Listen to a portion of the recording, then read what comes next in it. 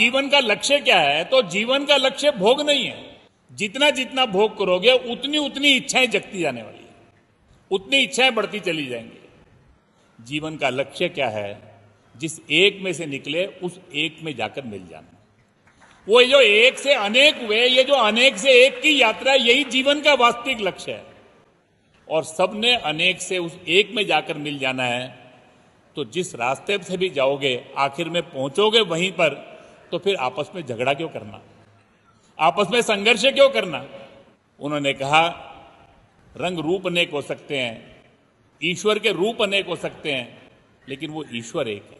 एकम सद विप्रा बहुधा वदंती। मार्ग अनेक हो सकते हैं, वो गंतव्य एक है। All the paths are true paths. दुनिया के जितने रास्ते हैं वो सच्चे रास्ते हैं। इसलिए दुनिया के अंदर आपस के अंदर झगड़ा नहीं करना।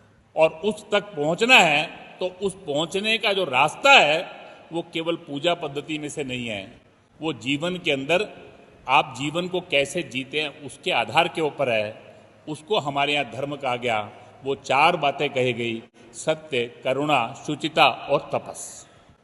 उस सत्य को पहचानना, उस एक को पहचानना, उस एक को पहचानने के बाद सब में उस एक को देखते हुए, सबके प्रति करुणा का व्यवहार रखते हुए, अपने जीवन के अंदर संयम से जीवन जीते हुए, शुचिता के आधार पर जीवन जीते हुए, उसको प्राप्त करने के लिए तपस्या, उन भोगों से परे हटकर सब प्रकार के दोषों को दूर करते हुए जीवन के अंदर उस यात्रा पर, मार्ग पर चलते चले जाएंगे तो आप उस एक से अनेक से अनेक से एक होने की जो यात्रा है उस लक्ष्य को प्राप्त कर लेंगे।